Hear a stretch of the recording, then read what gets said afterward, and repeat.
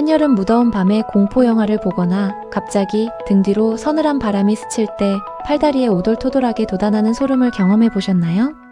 징그럽기도 하고 신기한 이런 닭살 돋는 현상은 사실 우리 몸이 아주 오래전부터 기억해온 치열한 생존의 흔적입니다.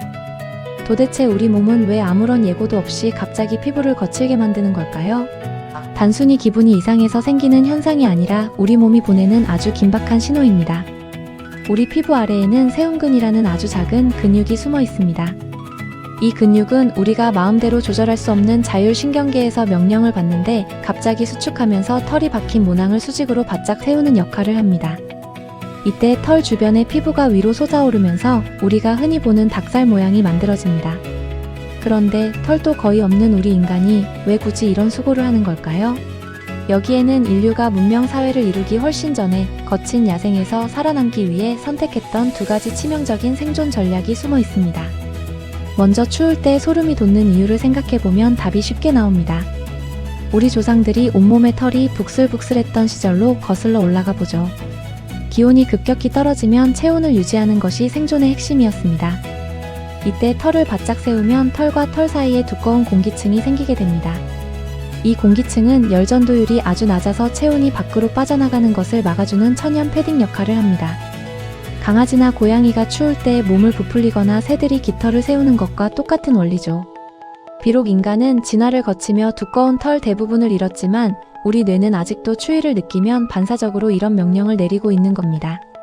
털 없는 우리에게는 이제 아무런 효과가 없는 흔적 기관일 뿐이지만 말이죠. 하지만 무서운 이야기를 듣거나 공포를 느낄 때 소름이 돋는 건 훨씬 더 긴박하고 본능적인 이유가 있습니다. 원시시대의 어두운 숲속에서 굶주린 포식자와 마주쳤다고 가정해보세요. 이때 우리 몸은 싸우거나 도망치기 위해 아드레날린을 폭발시킵니다.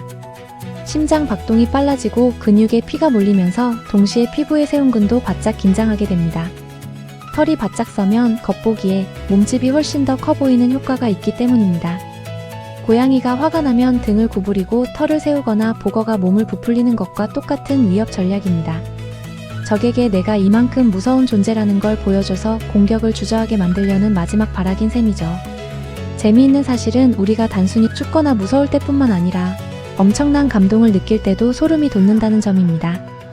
아주 멋진 음악을 듣거나 소름 끼치는 반전을 맞이할 때 우리 뇌에서는 도파민이 쏟아져 나옵니다.